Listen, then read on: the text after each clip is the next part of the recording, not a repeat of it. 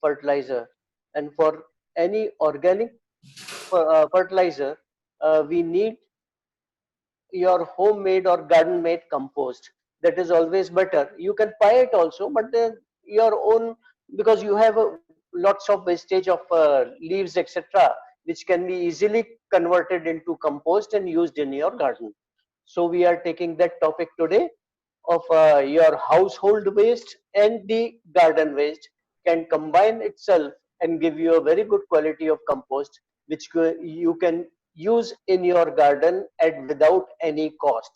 You may not have to recur any cost for it, and it's a free of charge available and a very good material, otherwise it would have wasted. Second thing, as nowadays because of the rules, you have to segregate your waste and give it to the waste collector. You cannot give wet waste to the collector. All those things also are sorted out if you start your own composting. Your all household wet waste gets converted into compost, and you need not think of how to dispose it. It will be automatically get wasted. Your total wastage from your house, that reduces to 30% or even more if you start your own composting. That is beneficial for your garden also. So we had included all that chapter of conversion of waste into composting in this gardening course. So uh, start the Okay, sir. I'm PPT sharing now. the Uh, presentation.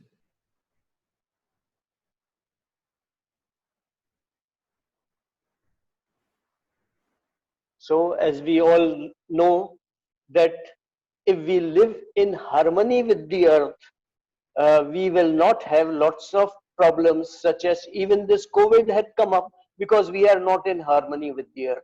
Many such things uh, will be already prevented if we start living with the harmony. Even lots of environmental changes are happening now since the lockout, and we are seeing the positive side of lockdowns also. That is because we have started living with the harmony with the earth. Lots of pollution has reduced, lots of livability has increased.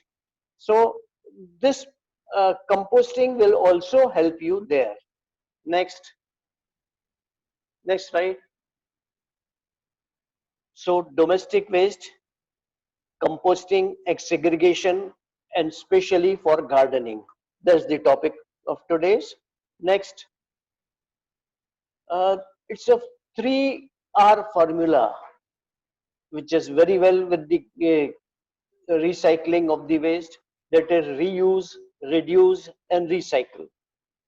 So whatever waste is, you are reusing it uh, for your fertilizer purposes, you are reducing its quantity, and you are recycling it. That waste is becoming again to something usable. Next,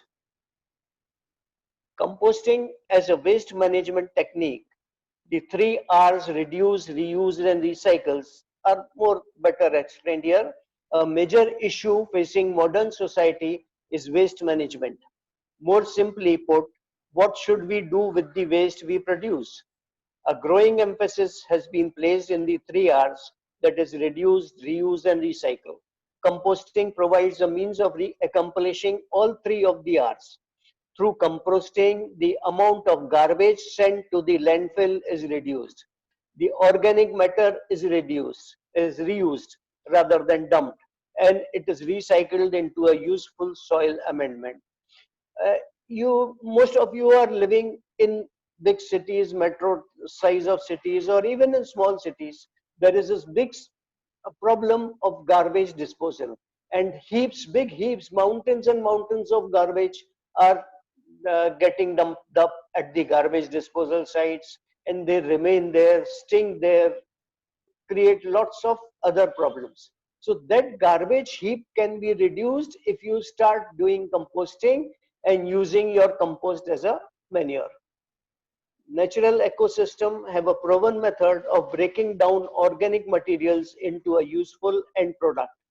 The decomposers found within the food chain break down nature's organic waste and turn it into humus, the organic component of the soil, which is very necessary for the garden soil. So let's see what's daily disposal. Daily you get lots of next scene. Daily you get lots of things which is to be disposed, which are wet, especially your kitchen waste, your fruit waste. All this can be included in the compost, which is for the garden, apart from the garden disposals, like uh, leaves, like cuttings. All those things can be included in your disposal bin and turned it into compost. Next, composting domestic waste. What is composting? Composting is a breakdown of organic materials such as kitchen or garden waste by organism that feed on waste and convert it into an earth-like mass. This earth-like mass, compost, can then be used as soil conditioner and fertilizer. This is how it will look after getting totally decomposed. This is a type of bin which can be kept in your garden or over your terrace, and after certain amount of days, we'll explain you how it will be converted. It will be this type of compost which you can mix up with your garden soil or directly give it to your plants. Next.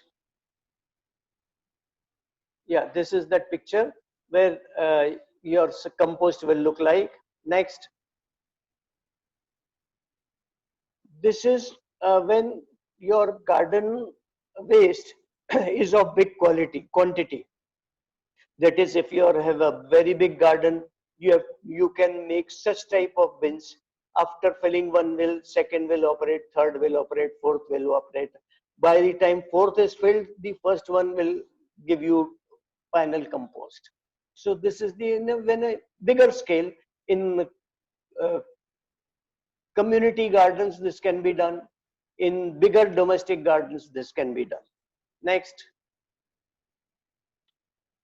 We are more interested in home composting. So there are various forms of home composting. You can have a compost heap at the end of your garden, or you can make or buy your own compost container. If you are using a compost container, this container will protect the contents from the elements.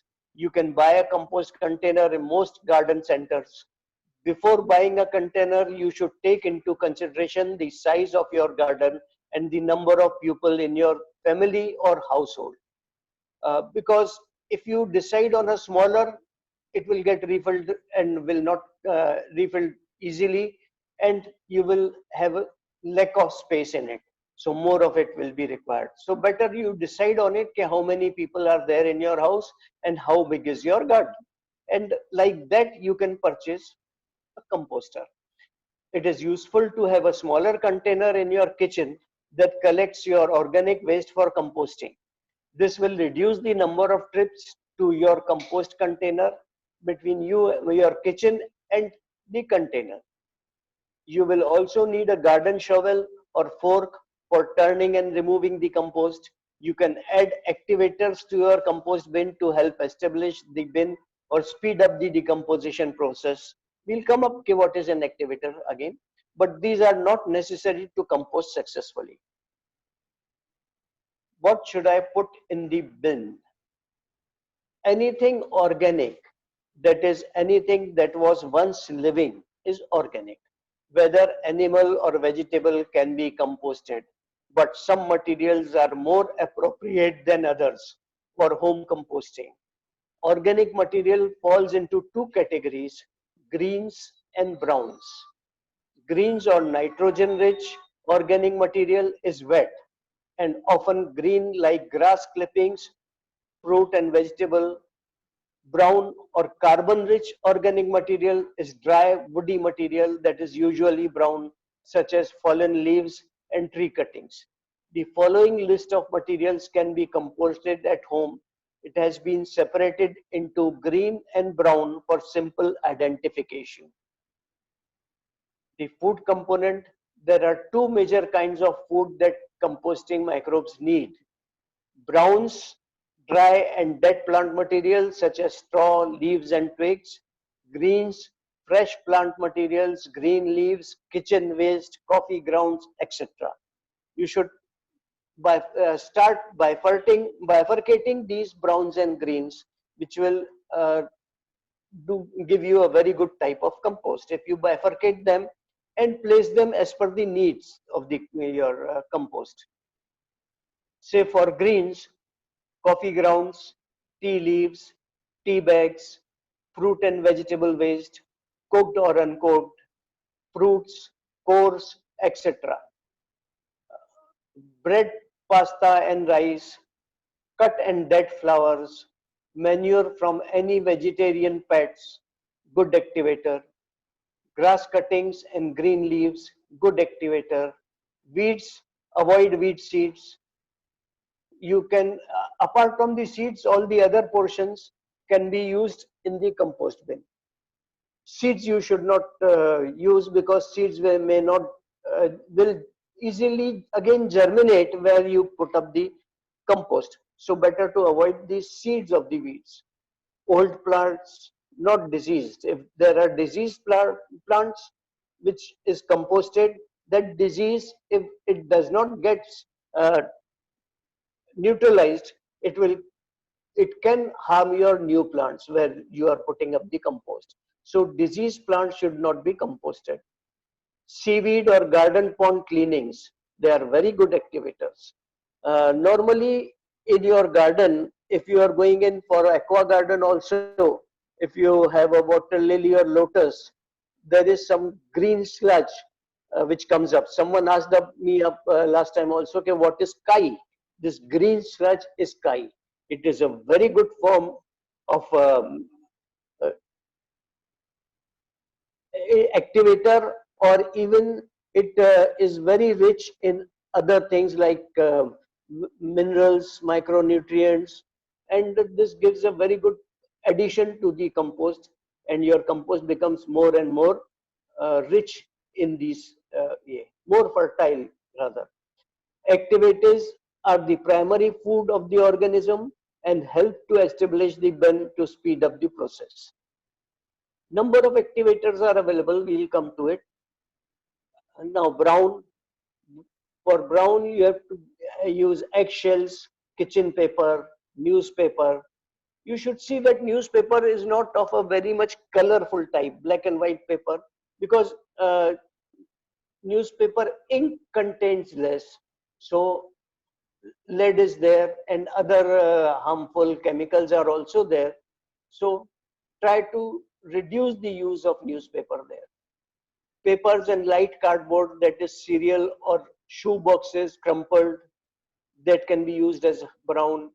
Pet hairs and human hairs, they can be used as a brown, but takes lots of time for hairs to decompose. But once if they are in the compost, they, even when they are put up to the in the ground, they help in draining process. So not much of a problem. You can put them, but your compost will have certain undecomposed hairs also. So don't worry about it, but you can very easily put them. Wood, peat, peat ashes.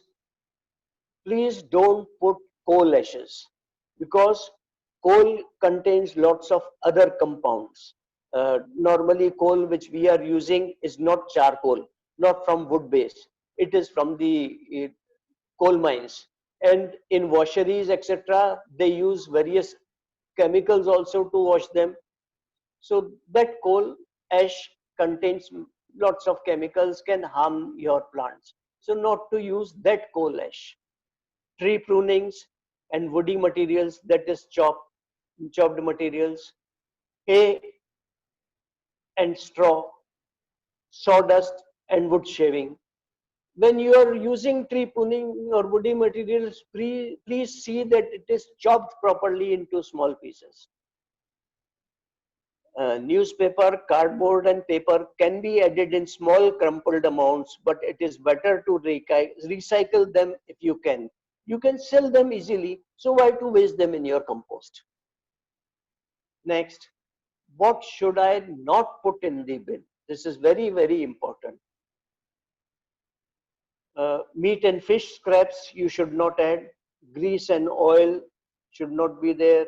Glossy papers or magazines cat litter and cat or dog feces, barbecue and coal ashes. Again, I told coal should not be used.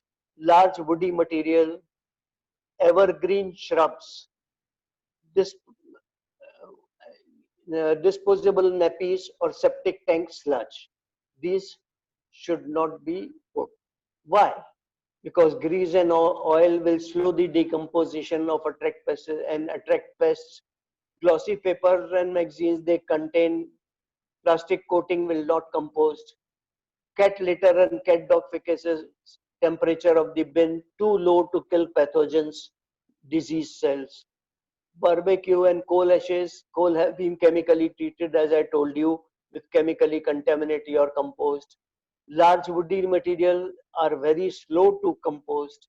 Evergreen shrubs are too acidic. Those shrubs which are evergreen, if you put them in the compost, they make your compost material too acidic. So it is better to avoid evergreen shrubs. If some little bit of them come, it won't make much of a difference, but your compost should not have bulk of these evergreen shrubs. Disposable nappies and septic tank slugs, is again temperature of the bin is too low to kill pathogens in them. Next, health and safety.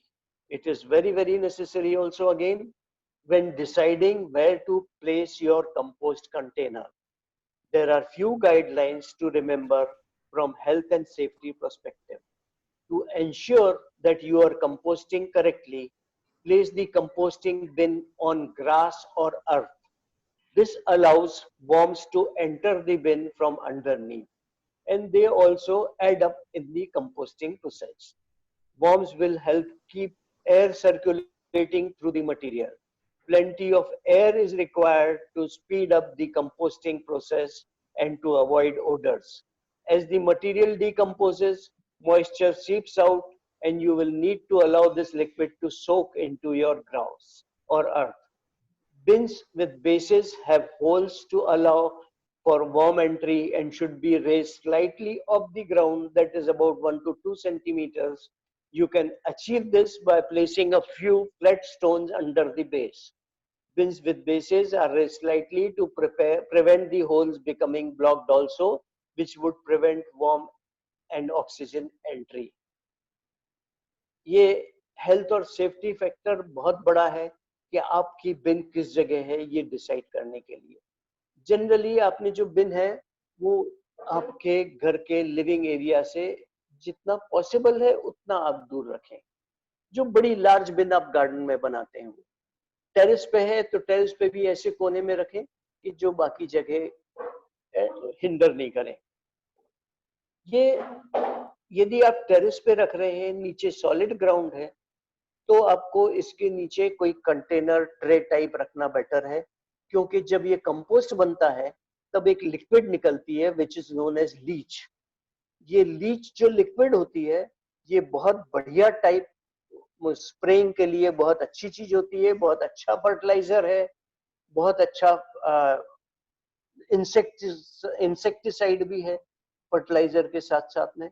इस Leach को यदि आप 1:20 proportion में dilute करें, 20 portion of water and 1 proportion of this leach, और इसको यदि आप झाड़ों पे स्प्रे कर दें तो आप देखिए झाड़ों की रंगत कितनी एकदम से बदल जाती, कितनी ग्रीन हो जाती. ये leach is a very good thing. आप जहां ग्राउंड में रख रहे हैं वहां आपके ग्राउंड में एंटर कर रहा है, ग्राउंड की फर्टिलिटी बढ़ा रहा है. जहां आप ग्राउंड में नहीं रख पा रहे हैं, जैसे आप टेरेस पे रख रहे हैं, तो वहां पे ये लिक्विड, ये टेरेस पे ये लिक्विड आपको कलेक्ट करके आप इसको स्प्रे करने में यूज कर सकते हैं.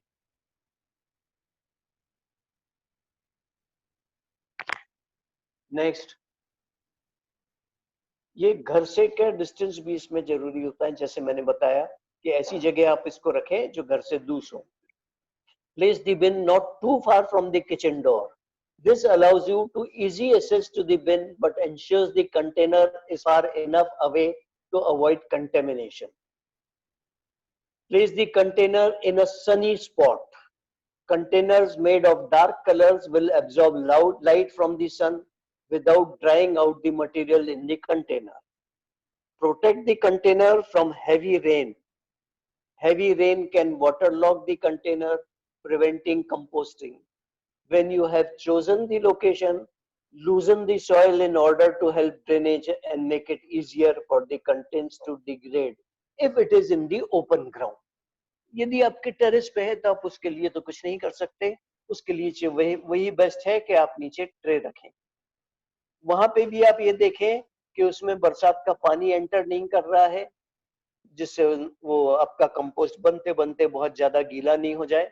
उसको थोड़ा सा क्लोज्ड या एरिया में ही रखें, या उसके ऊपर कुछ ढक्कन जिसमें एरेशन पॉसिबल हो, ऐसे ढक्कन विद होल्स, साइड में होल्स, ऐसे होल के साथ में लगाएं। जो अपन कॉमन मिस्टेक करते हैं कंपोस्टिंग में, ये होते हैं not adding equal amounts of dried leaves, sawdust of paper. ये जो मैंने आपको बताया ब्राउन और ग्रीन का डिफरेंस, ये इक्वल अमाउंट में आपके ऐड होने चाहिए। ये इक्वल अमाउंट में होते हैं तो आपका कंपोस्टिंग, मतलब इसमें जो कार्बन और नाइट्रोजन का कंपोनेंट है, ये इक्वल अमाउंट में रहेंगे तो आपका कंपोस्टिंग बहुत अच्छे से होगा, फास्ट होगा, कोई तकलीफ नहीं जाएगी। उसमें आप देखना, आपको बीच बीच में पड़ेगा कि यदि कोई भी चीज अनइक्वल हो रहे हैं तो उसको ऐड क्या करेंगे, वो भी मैं बताता हूँ आगे। Not stirring at least once in 4 days. If it smells, you are not doing it right. तो आपको उसको स्टर करता रहना पड़ेगा, ऊपर का नीचे, नीचे का ऊपर करते रहना पड़ेगा। Not adding enough of neem और हल्दी causing worms. यदि उसमें कीड़े पैदा हो रहे हैं, मक्खियों के नगेट्स हो जा रहे हैं, तो उसमें नीम पाउडर, नीम खली, ये नीम के सूखे हुए पत्ते या हल्दी, ये ऐड करेंगे तो ये नहीं होंगे। जब भी आपकी यदि अंदर है तो पाइल को पेपर से कवर करते हैं, बाहर रहे तो ढक के रखें, उससे फ्रूट फ्लाइज जो होती हैं वो नहीं उसमें आएंगी। Not adding enough dried leaves at bottom to absorb the leachate. जो जब आप का बड़ा कंपोस्टिंग घर के बाहर कंपोस्ट पिट बनाते हैं, उसमें सबसे नीचे यदि आप ज्यादा से ज्यादा ड्राइड लीव्स रखेंगे तो वो लीचेट का एब्जॉर्ब करेगा, जमीन में जल्दी जान देगा, ड्रेनेज उसका लीचेट का प्रॉपर होगा। जब घर आपका छत पे या घर के अंदर है, छत पे है, तो छत पे तो स्टार्टिंग जब करते हैं तब उसमें थोड़ा सा नीचे मिट्टी डाल के रखनी पड़ती है, अदरवाइज बाकी तो रेगुलर कंपोस्टिंग के तरीके से ही जैसा बताया वैसे ही करना है। Not adding enough water and letting it grow dry. आप देखेंगे यदि बहुत ड्राई हो रहा है तो बीच बीच में, स्पेशली गर्मी के दिन में, आपको उस पर पानी स्प्रिंकल करता रहना पड़ेगा। ये जो है, ये ज्यादा आपको एक्सपीरियंस से ही पता चलेगा कि कौन सी चीज की कमी है, कौन सी चीज की ज्यादा है, क्योंकि आपके एरिया का मॉइस्चर है, जो ह्यूमिडिटी कंटेंट है, जो गर्मी है, वो सब चीज इनको इफेक्ट करेगी। तो आपके एक्सपीरियंस से भी यही आपको पता चलेगा कि आपका ये ड्राई हो रहा है या ज्यादा वेट हो रहा है। ज्यादा वेट हो रहा है तो उसमें ब्राउन ऐड करिए, ड्राई हो रहा है तो उसमें ग्रीन ऐड करिए, या पानी स्प्रिंकल करते रहिए। अब इसमें और क्या एडिटिव्स आप ऐड कर सकते हैं, तो ये neem oil cake powder 1 tablespoon once a week, baking soda 1 teaspoon every 4 days, सेमीडम कंपोस्ट, जो आपके, यदि आप कंपोस्टिंग की एक दिन आपके किचन में रखी है, जो आप रोज या 2-3 दिन में आके बड़े बिन में ऐड कर रहे हैं, वो भी you can, that is semi done compost.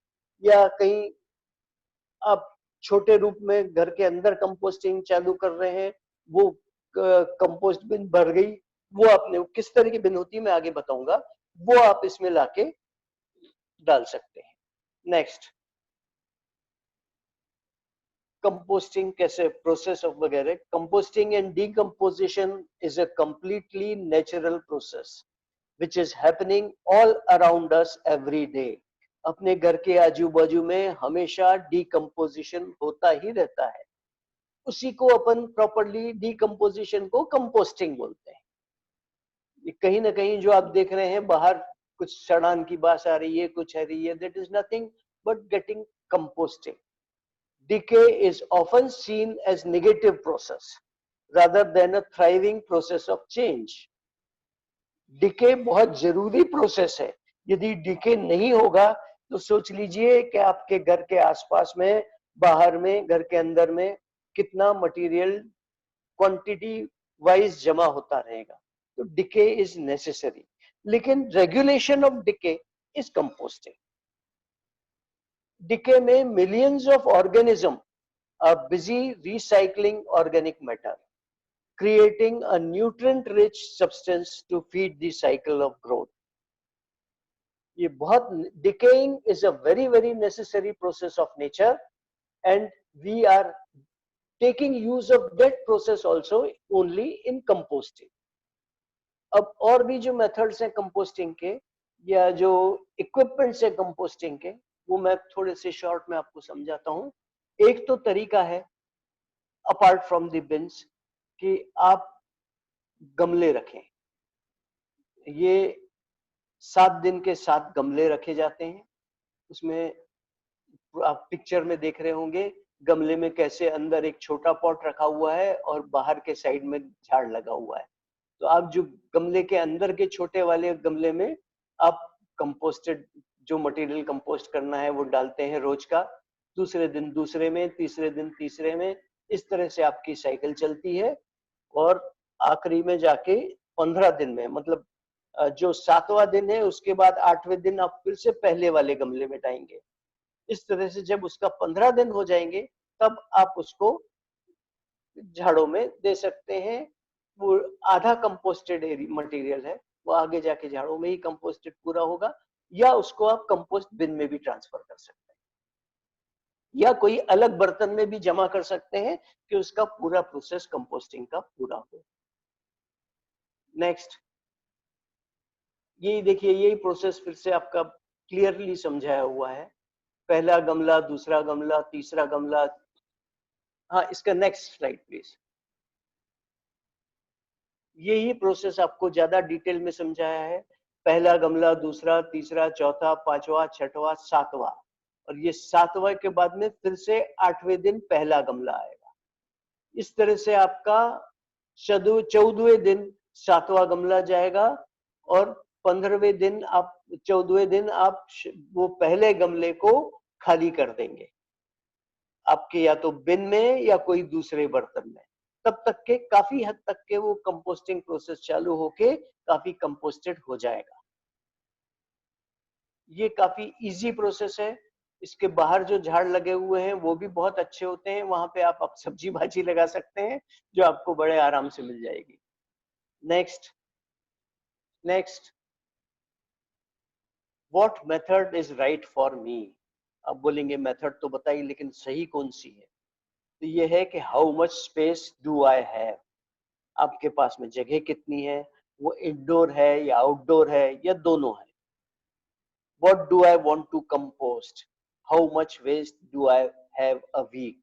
आपको वो भी थोड़ा सा कैलकुलेशन, कंपोस्टेड किस चीज में कंपोस्ट करना है उसके लिए वो कैलकुलेशन आपको जरूरी है। उस हिसाब से आपको आइटम और बर्तन चुनना है। How and where do I want to use the compost. अब आपके यहाँ झाड़ है आपके गार्डन में, आप तो कंपोस्ट बड़े आराम से यूज कर सकते हैं, या आपके जो फ्रेंड्स हैं आप उनको ये कंपोस्ट दे सकते हैं। वो बड़े खुशी खुशी कंपोस्ट ले लेंगे क्योंकि उनको भी कोई अच्छी मटेरियल, अच्छा मैन्योर मुफ्त में मिल रहा है तो बहुत खुशी खुशी ले लेंगे। How much time can I spend on it a week. वैसे तो बहुत ज्यादा समय लगता है नहीं है, लेकिन यदि आप बहुत बिजी हैं तो कंपोस्टिंग के चक्कर में कम से कम पड़े, लेकिन बहुत ज्यादा टाइम नहीं लगता है। आप यदि दिन के 10 मिनट भी इसको देते हैं तो दे आर सफिशिएंट। अगेन हर एक का थोड़ा सा यू फैक्टर बोलते हैं वो अलग अलग होता है। किसी को, जिसको अपन हिंदी में बोल सकते हैं घिन आना, तो आपको घिन किस चीज से आती है वो भी इसमें है। वो आप घिन का फैक्टर दूर करेंगे तो आप कंपोस्टिंग बहुत आराम से कर पाएंगे। इसके लिए आपका कमिटमेंट बहुत जरूरी है। You have to be committed for composting. इसमें आपकी कोताही नहीं चलती कि मैंने एक दिन अंदर से ले जाके नहीं डाला, दूसरे दिन डाल दिया, 3 दिन जमा होने दिया, ये चीजें नहीं होनी चाहिए। नेक्स्ट,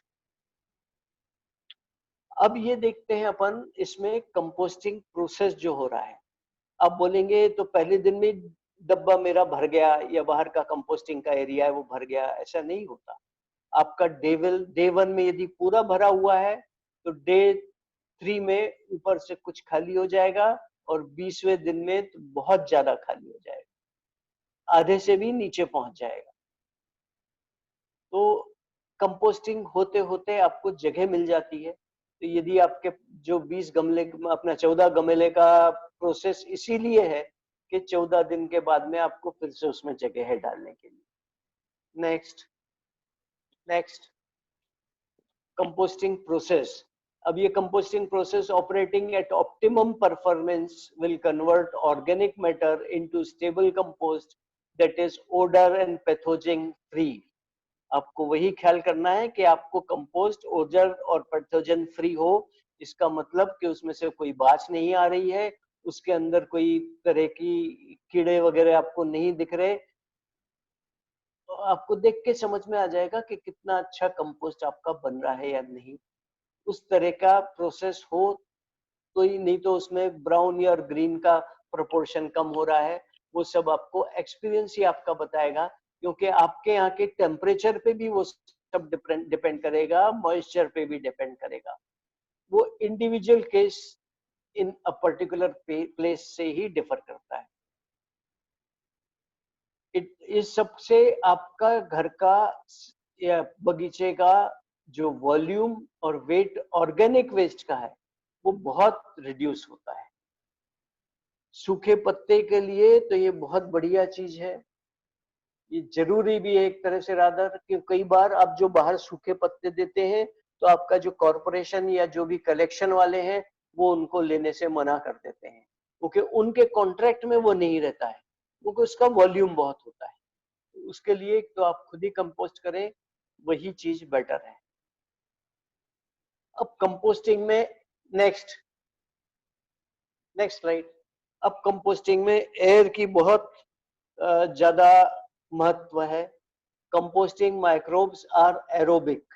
ये एरोबिक मेथड है कंपोस्टिंग की जो मैंने आपको बताई।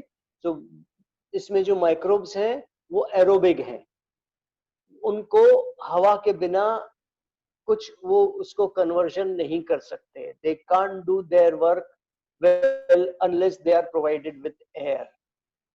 Without air, anaerobic or non-air needing microbes take over the pile. They do cause slow decomposition, but the pile tends to start smelling bad. यदि आपके कंपोस्टिंग पिट में एरेशन प्रॉपर नहीं हो रहा है तो भी कंपोस्टिंग तो होगा लेकिन उसके माइक्रोब्स दूसरे हो जाएंगे। वो माइक्रोब्स जो चेंज करेंगे कंपोस्ट में, उसमें कंपोस्टिंग प्रोसेस में बास आए। इसलिए आपको कंपोस्ट पिट को एरेशन बहुत जरूरी है। जो आपके घर के अंदर की चीजें हैं, पिट्स हैं, उसमें तो आगे आपको दिखाऊंगा मैं किस तरह की होती हैं, उसमें एयर कैसे जाती है। और जो बाहर पिट है उसमें भी आपको ऊपर का नीचे करते रहना पड़ेगा, या बड़े फॉर्क से, जो कांटा होता है बगीचे का, आप उससे कर सकते हैं, या कोई और भी पावड़े से कर सकते हैं। आपको उसको ऊपर नीचे करते रहना बहुत ज्यादा जरूरी है। Next, next composting. What role compost play? Compost is a soil amendment. Other common soil amendments are lime and sulfur. लेकिन compost is the best type of soil amendment आपके सॉइल को सही रखने के लिए। नेक्स्ट, इसकी use early stages as mulch. यदि आपका कंपोस्ट पूरा जब नहीं भी बना हुआ है, पत्ते ड्राइड पत्ते के फॉर्म में थोड़ा सा आप देखेंगे कि उसके पाउडरी फॉर्म या ग्रेन्यूल फॉर्म में नहीं आया है, उस समय आप इसको एज अ मल्च भी यूज कर सकते हैं। मल्चिंग बहुत जरूरी होती है, स्पेशल पानी का एवोपरेशन रोकने के लिए और वीड्स नहीं पैदा हो उसके लिए। तो आप उस तरह के स्टेज का कंपोस्ट आप अपने गमलों में या बेड पे एज अ मल्च यूज कर सकते हैं। जो लेटर स्टेज का कंपोस्ट है वो आपकी सॉइल को एनरिच करेगा और मॉइस्चर रिटेंशन में हेल्प करेगा। ये total removes, I would say, reduce तो होता ही है, but it removes need of chemical fertiliser that leach into our ground water. आप यदि जो केमिकल फर्टिलाइजर यूज यदि कर रहे हैं तो वो धीरे धीरे करके जमीन से आपके कुएं तक के ग्राउंड वाटर में पहुंच जाता है, वो रिसाइकल होके आपकी बॉडी में आता है और नुकसान करता है। तो केमिकल फर्टिलाइजर का यूज भी कम कर रहे हैं और आपके स्वास्थ्य के लिए भी ये ज्यादा सही है। Next, so start thinking green and save the earth.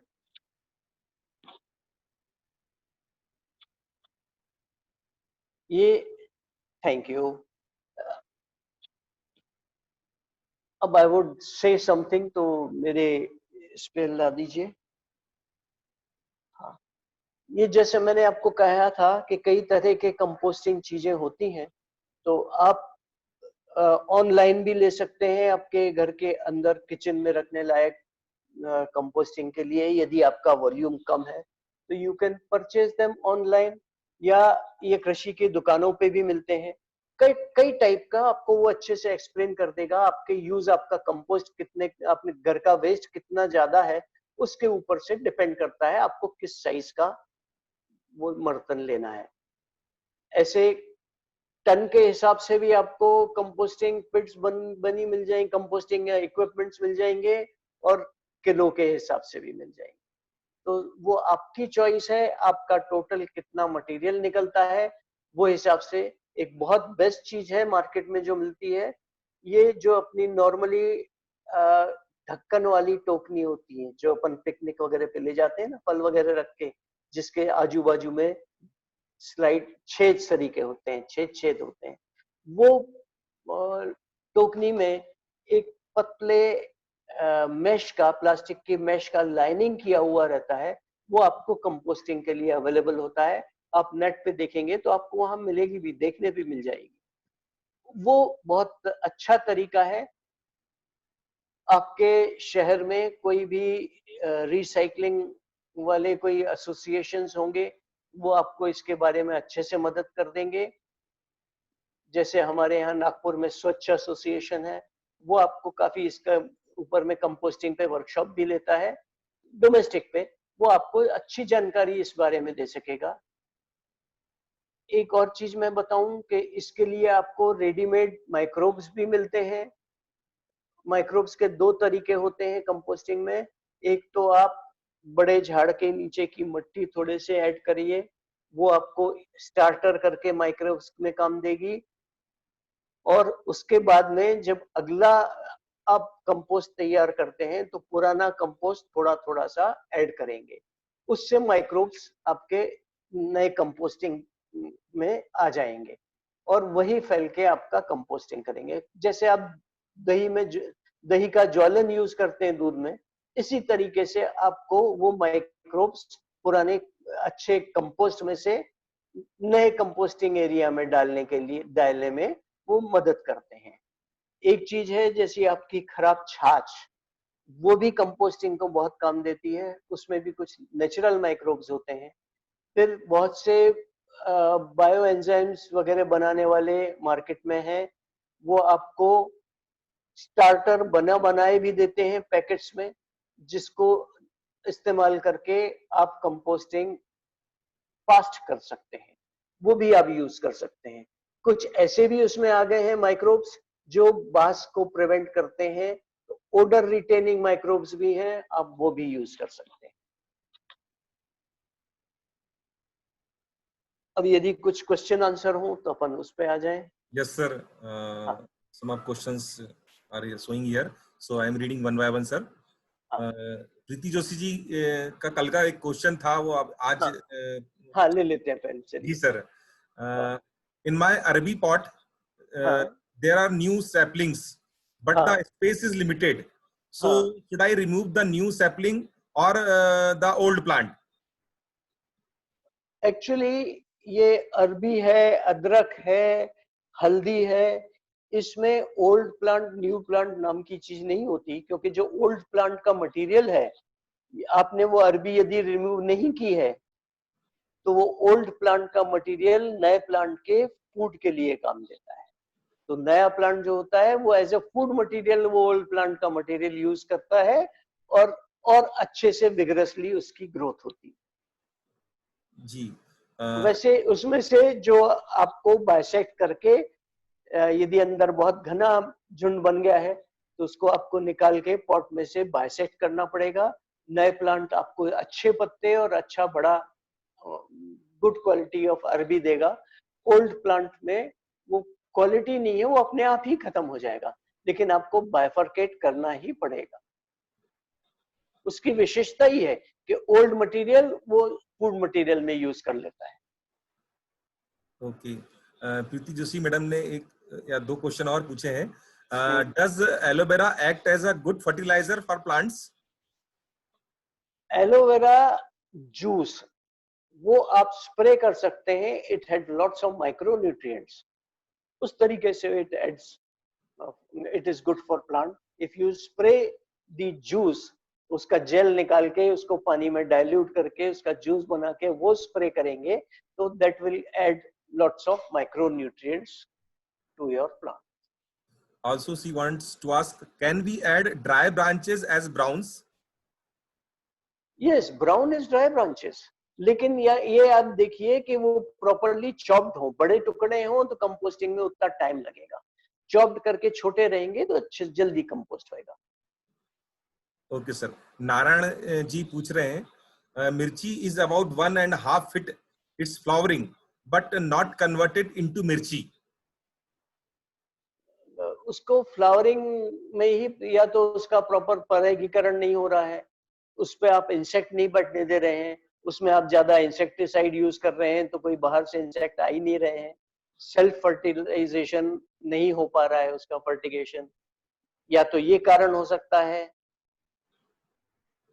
Otherwise flower आने के या उसको फ्लावर पूरे मैच्योर नहीं हो पा रहे हैं, आपको फर्टिलाइजर अंदर उसमें कुछ खाद की कमी है, आप खाद ऐड करिए, कुछ ना कुछ वो प्रॉब्लम है। फ्लावरिंग हो रहा है तो उसका फ्रूटिंग होना ही होना चाहिए, कोई रीजन नहीं है कि फ्लावरिंग के बाद फ्रूटिंग नहीं हो। ओके। नारायण जी ने आपको एक व्हाट्सएप किया है वर्टिकल सिंगल बॉटल प्लांटिंग का, तो हाँ, आपके व्हाट्सएप नंबर पर किया सर। सो अच्छा, वो क्लियरिफाई करना चाहते हैं कि आपने सर अभी तक देखा या नहीं देखा। व्हाट्सएप नंबर नारायण जी गोरे, नारायण जी गोरे। नारायण गोरे जी। जी जी ठीक है, मैं देख लूंगा और आपको बिल्कुल। वहीं पे रिप्लाई दे दूंगा। Okay sir. इन्हीं का एक क्वेश्चन है, sir I have coconut tree 20 years old. Hmm. Initially coconut were in good shape, but last 2 or 3 years it getting smaller and surface is in brown shape. Coconut, Coconut tree. वैसे वैसे coconut के बारे में मेरा बहुत ज्यादा experience तो नहीं है, क्योंकि अपने एरिया में होता नहीं है, is more over in the coastal area. फिर भी मुझे लगता है कि उसको फर्टिलाइजर की कमी हो रही। आप उसके बाजू में झाड़ के जो मेन उसका ये आया हुआ है, तना जिसको बोलेंगे, तने से 3 फुट दूर आप एक नाली खोदिए, उस नाली में आप फर्टिलाइजर दीजिए, जी सर। उससे नारायण फर्क पड़ेगा। जी सर, नारायण जी ये पूछ रहे हैं कि सर लोटस और वाटर लिली का क्या आपने सेक्शन होने वाला है? उनके कुछ क्वेश्चंस थे इस विषय में, लोटस और हाँ, वाटर। मैं लोटस और वाटर लिली पे कुछ शॉर्ट में तो आपको बताऊंगा, लॉन्ग में it is a very big subject. उसके लिए I would try to see take special class on lotus and water lily on Zoom, but it will be later. In short, I will tell you in one of the days, maybe on the last day. In short, I will tell you. Sanat Sihori ji पूछ रहे हैं, हाँ, what if kitchen waste gets maggots और इली and will all these going to sting badly? देखिए, यदि आपके kitchen waste में मैगॉट्स और हो रहे हैं, इल्लियां जो हो रही हैं, दैट इज कि आपका कंपोस्टिंग प्रॉपर नहीं हो रहा है, उसका प्रोपोर्शन बराबर नहीं है, उसमें एरेशन प्रॉपर नहीं हो रहा है। यदि ये सब चीजें ध्यान रखें तो उसमें इल्ली और मैगॉट्स होते ही नहीं है। Okay sir. आपकी कहीं ना कहीं वो प्रोसेस में गड़बड़ हो रहा है। Okay sir. या तो ढका हुआ नहीं है, वेट ज्यादा है, वेट होने से आप मक्खी उसमें अंडे दे पा रही है, मक्खी की पहुंच है उस पे, वह भी एक कारण है, और वेट ज्यादा है तभी मक्खी पहुंच के अंडे देगी। Okay sir. तो महेंद्र जी, फिर जी सर, हाँ, जी सर, पूछिए। महेंद्र जी पूछ रहे हैं, I am using 3 container composter, हाँ, the final product what I get is in the form of lumps in place of black powdery material. There are so many dead insects. Is this okay? नहीं, it is not okay. मतलब आपका composting proper नहीं हो रहा है। जो final product है वो आपको चाय की पत्ती टाइप में आना चाहिए, जैसे अपन चाय पत्ती रहती है उस तरह का भुरभुरा फाइनल प्रोडक्ट होना चाहिए। कहीं तो भी आपके बीच के प्रोसेस में गड़बड़ है, या तो उसको प्रॉपर स्टर नहीं कर रहे हैं, या पहले कंटेनर से दूसरे कंटेनर में जब आप ट्रांसफर कर रहे हैं वो जरा जल्दी कर दे रहे हैं। कहीं ना कहीं कुछ प्रॉब्लम उसमें है। Okay, sir. Uh, Tanaj ji wants to ask, no lichite draining out from my compost. Am I doing something wrong? I have big holes at the bottom of my big earthen pot in which I compost, and I हाँ, tray blow it. It's kept outside in sunlight. You had kept it outside in sunlight. Sunlight. हाँ, तो खैर no problem. लिचेट इसलिए नहीं हो रहा है कि वो इवोपरेट हो जा रहा है अंदर ही, तो नो प्रॉब्लम। यदि आपका एरेशन प्रॉब्लम बराबर हो रहा है, आप उसको प्रॉपरली टर्न करते हैं, ऊपर का नीचे, नीचे के ऊपर आपका बीच बीच में होता रह रहा है, तो कोई ज्यादा मेजर विशेष नहीं है कि लिचेट नहीं हो। आपका यदि कंपोस्ट प्रॉपरली बन रहा है तो कोई इसके लिए ये नहीं है। प्रॉपरली कंपोस्ट बनना इज मोर नेसेसरी देन लिचेट। थोड़ा सा उसमें मॉइस्चर की कमी भी है, इसलिए भी लिचेट नहीं तैयार हो रहा है। Okay, sir. थोड़ा सा आप उसमें पानी स्प्रिंकल करते रहिए, वह भी उसको फर्क करेगा। Okay sir. सनत जी पूछ रहे हैं, हमने जब किचन का वेस्ट कलेक्ट किया तो इट वाज स्टिंकी एंड इल्ली भी हो गई थी। क्या इसमें भी न्यूज़पेपर एंड ड्राइड लीव्स डालना पड़ेगा? देखिए, वो आपका वेट रहा होगा, आपको ब्राउन मटेरियल जो मैंने ब्राउन की लिस्ट दी थी ना, वो ब्राउन आपका कम हो रहा है, ब्राउन आपको ज्यादा बढ़ाना पड़ेगा। एक और चीज है, सपोज आपका ब्राउन मटेरियल आपको नहीं मिल रहा है तो आप कोकोपिट उसमें ऐड कर सकते हैं। कोकोपिट ऐड करने से भी काम हो जाता है। सॉ डस्ट ऐड करें तो वो भी ब्राउन मटेरियल का काम करता है। Okay sir. हाँ, महेंद्र जी का एक और क्वेश्चन है, इससे पहले भी उन्होंने अभी पूछा था। I am using 3 container terracotta हाँ, कंपोजिटर. The हाँ। end product comes in the form of lumps in place of hmm, powder. Hmm, There are also so many dead worms. Hmm. Only kitchen waste is used for composting. What should be added to avoid these lumps and worms? देखिए, अकेला kitchen waste ही काम नहीं करेगा। वो मतलब that is आप जो add कर रहे हैं, that is more of the green वाला वेट वेस्ट। इसमें आपको ड्राई वेस्ट कुछ ना कुछ, सूखी पत्तियां हैं, सॉडस्ट है, या कोकोपिट है, ये आपको ऐड करना ही पड़ेगा।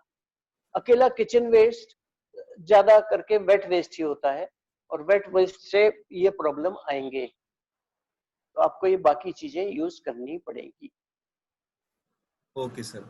दीपा नथानी जी पूछ रही हैं, कंपोस्ट कितने दिन बाद यूज करना चाहिए? देखिए, टोटल प्रोसेस जगह जगह आपकी टेम्परेचर और एरिया पे डिपेंड करेगा। फिर भी ये समझ लीजिए करीब करीब 30 से 40 दिन, 40 दिन तो लगते ही है तो फाइनल कंपोस्ट तैयार होने में। उतना गैप तो रहता ही रहता है। Okay sir. सनत सिहारी जी का एक और क्वेश्चन है, we used big wooden tokni for compost and we added everyday kitchen waste and stick badly.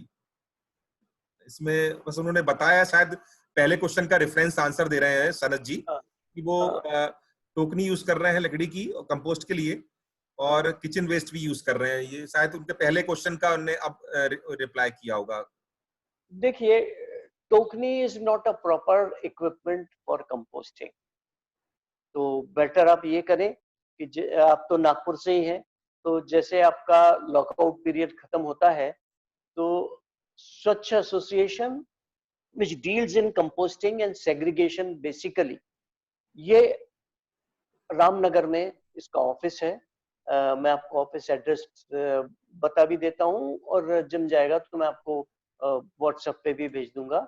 ये रामनगर चौक जो है, चौक से आप अंदर जाते हैं, दरवाजे बड़ा जो गेट है रामनगर वाला, उसके अंदर से तो साउथ इंडियन टेम्पल आता है, वही स्क्वायर पे आप राइट साइड टर्न होंगे तो second house on the left, first floor पे इसका ऑफिस है।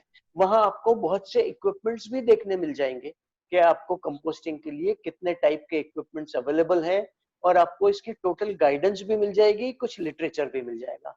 आपका ये तरीका, जो प्रोसेस आप यूज कर रहे हैं वो गड़बड़ है, इसलिए ये प्रॉब्लम आ रहे हैं। जैसे ही अपने यहाँ का नागपुर का स्पेशली ये लॉकआउट खत्म होता है, 2-3 दिन में आप उधर पहुंचेंगे, वहां पे आपको ऑफिस पे पूरी गाइडेंस मिल जाएगी। बस सिर्फ दोपहर बाद ही जाएं कि ऑफिस पे वैसा है कि ज्यादातर ऑफिस आफ्टरनून से इवनिंग तक के रहता है। Okay sir. नीलम जोशी जी पूछ रही हैं, क्या सर हमको कंपोस्टिंग का प्रैक्टिकल दिखा सकते हैं? जी हाँ, हम वहाँ जो मैंने आपको बताया उधर प्रैक्टिकल ट्रेनिंग भी होती है, वहाँ पे भी वर्कशॉप्स होती हैं और वो प्रॉपरली बीच बीच में अनाउंस भी होती रहती है। तो आप उस पर ध्यान रखेंगे या वहाँ जाके टच में रहेंगे तो आपको अगली ट्रेनिंग की खबर भी मिल जाएगी। वहाँ सब मटेरियल जो है, जितने टाइप के स्टार्टर्स वगैरह हैं, ये भी सब अवेलेबल हो जाता है। That association is basically to promote composting and segregation of waste. Okay sir. Vinay Sharma ji पूछ रहे हैं कि उन्हें कल की पीपीटी नहीं मिल पाई है, तो मैं यह बताना चाहूंगा सर कि आज, और यदि आपको नहीं मिली है तो आपको कल की और आज की दोनों की कल मॉर्निंग में आपको ईमेल्स के द्वारा भेज दी जाएगी सर। एक और क्वेश्चन है सर नारायण जी का।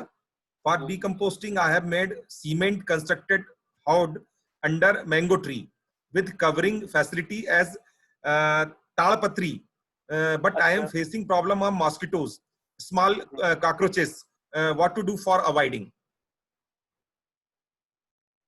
देखिए, कॉकरोचेस या मॉस्किटोज हैं और ओपन में है आपके, तो वो जगह में तो इनका अप्रोच बहुत आराम से होता है, तो इसको तो आप बहुत ज्यादा अवॉइड नहीं कर सकते। फिर भी आप नीम का यूज ज्यादा से ज्यादा करें, नीम की सूखी पत्ती उसमें ऐड करिए या नीम खली ऐड करिए, नीम की बास रहेगी, या नीम ऑयल स्प्रे करते रहिए। नीम ऑयल का स्प्रे भी आजू बाजू के एरिया में आपको इन चीजों से फायदा देगा। Okay sir, question and answer section के सभी क्वेश्चंस के रिप्लाई सर हो गए हैं।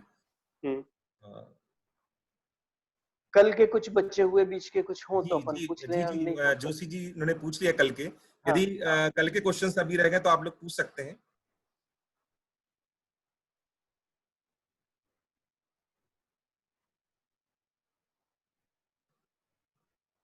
ठीक है, तो अपन थोड़ा सा कंपोस्टिंग में ही आगे जाएंगे। ये जो अपन कंपोस्ट घर अपने गार्डन में तैयार करते हैं, ये एक तरह से आप यदि कंपोस्टिंग घर में कर रहे हैं तो आप अपने शहर के लिए भी एक बहुत बड़ा काम कर रहे हैं। आपके शहर में जो गार्बेज के डंप्स क्रिएट हो रहे हैं, हर शहर में क्रिएट हो रहे हैं, आप उनको उस तक नॉर्मली अपना पहुंच वहां रहता नहीं है करके अपने को मालूम नहीं रहता। जैसे आप यदि नागपुर में हैं तो आप भांदेवाड़ी नाम के एक एरिया है, वहां तो पहाड़ के पहाड़ हीप्स लगे हुए हैं। दिल्ली में भी एक एरिया है जहां पहाड़ ही क्रिएट हो रहे हैं आपके वेस्ट के। ये वेस्ट इसलिए ज्यादा हो रहा है कि ये कंपोस्टिंग भी नहीं हो रहा है, सेग्रीगेशन भी नहीं हो रहा है। आपका घर का जो वेस्ट है, जितना भी वेस्ट निकलता है घर से, वो यदि आपका सेग्रीगेशन होता है, तो सेग्रीगेशन करके जितना उसमें से प्लास्टिक मटेरियल है, वो आप जब वेस्ट क्रिएट करते हैं, जहां जो आपकी वेस्ट पेपर बास्केट है, वेस्ट पेपर बिन्स है, जहां पे आप घर में डालते हैं, वही उसी स्टेज पे यदि आप सेग्रीगेट कर लेते हैं, प्लास्टिक अलग कर लेते हैं, ग्रीन वेट वेस्ट अलग कर लेते हैं, तो आपका जो अपना ड्राई वेस्ट है, जिसमें प्लास्टिक वगैरह है, पेपर है, ये आप वहां सेग्रीगेट करके आप देते हैं, तो वो जो वेस्ट मटेरियल आपके कलेक्ट करते हैं, वो उसको फर्दर सेग्रीगेशन करके उसमें से रिसाइक्लेबल चीजें चुन लेते हैं। बहुत लोगों को उससे रोजगार भी मिलता है और वो हीप्स पे नहीं जाते, उतना बड़ा पहाड़ नहीं क्रिएट होगा। तो सिर्फ ये, यदि आप टोटल प्रॉपरली सेग्रीगेट करें, प्रॉपरली कंपोस्ट करें, तो ये समझ लीजिए 30% जो आपका घर का वेस्ट है, वो ही आपके घर से बाहर जाएगा। उसमें यदि सेग्रीगेटेड है, तो उसमें भी 20% समझ लीजिए रिसाइक्लेबल है। सिर्फ 10% या उससे भी कम वो हीप में जाएगा, वेस्ट में जाएगा। तो आप अपने शहर को बहुत बड़ा फायदा देंगे आपको, जबकि रिसाइकल मटेरियल यदि आप घर में ही निकाल लेते हैं प्लास्टिक, तो उससे आपको मॉनिटरी बेनिफिट्स भी हो जाते हैं। जैसे आप रद्दी पेपर कोई कचरे वाले को नहीं देते, वो रद्दी वाले को ही देते हैं। क्यों? दैट इज रिसाइकलेबल, उसके आपको पैसे भी मिल जाते हैं। उसी तरह से प्लास्टिक आप सेग्रीगेट करिए, प्लास्टिक के भी आपको पैसे मिल जाते हैं। कांच आप सेग्रीगेट करिए, उसके भी आपको पैसे मिल जाते हैं। तो ये सब मटेरियल आप यदि अलग जमा करते रहें और इकट्ठा वो रद्दी वाले को बेचें, तो आपको इन सब चीज के अलग अलग पैसे भी देगा। आपकी सिटी भी क्लीन रहेगी, उस सिटी का हीप बड़ा नहीं होएगा, आप बहुत से प्रॉब्लम आप सॉल्व कर लेंगे। और जो जितना भी वेट वेस्ट है आपके घर का, वो तो आपका फर्टिलाइजर रूप में कन्वर्ट होके, कंपोस्ट होके आपको फर्टिलाइजर कॉस्ट बहुत बचाएगा। आप जो उससे जो आपकी सब्जी उगेगी, या उससे जो आपकी मट्टी में केमिकल्स नहीं जाएंगे, आपकी ग्राउंड लीचिंग में केमिकल्स नहीं नीचे जाएंगे, और उस सब से आपकी हेल्थ पे भी बहुत असर होगा। ये this is something like, you can not do it alone, but you have to start it alone.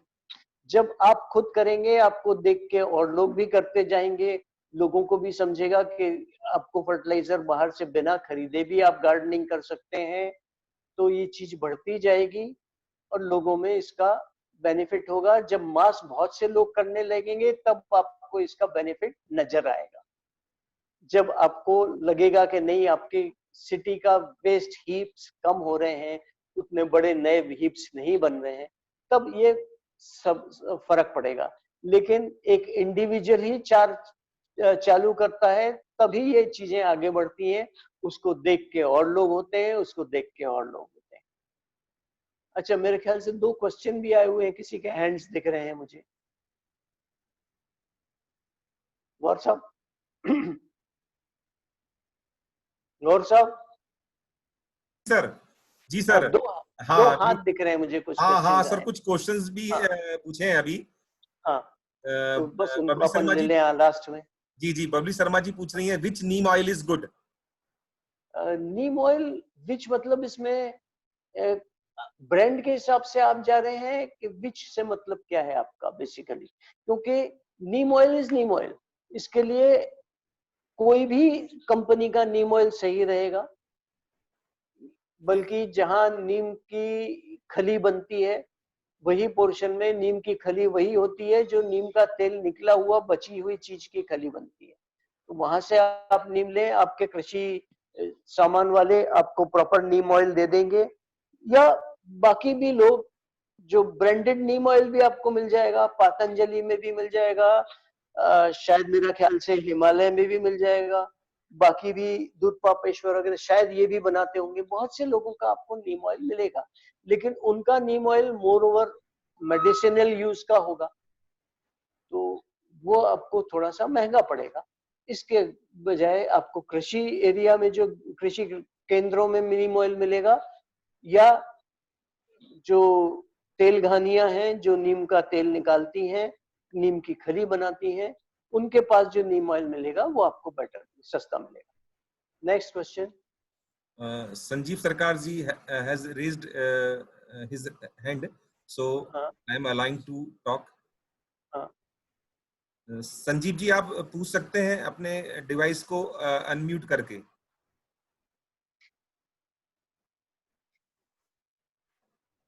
Sanjeev ji, Sanjeev Sarkar ji, आप you are now in panellist room, so you can ask your question by unmuting your device.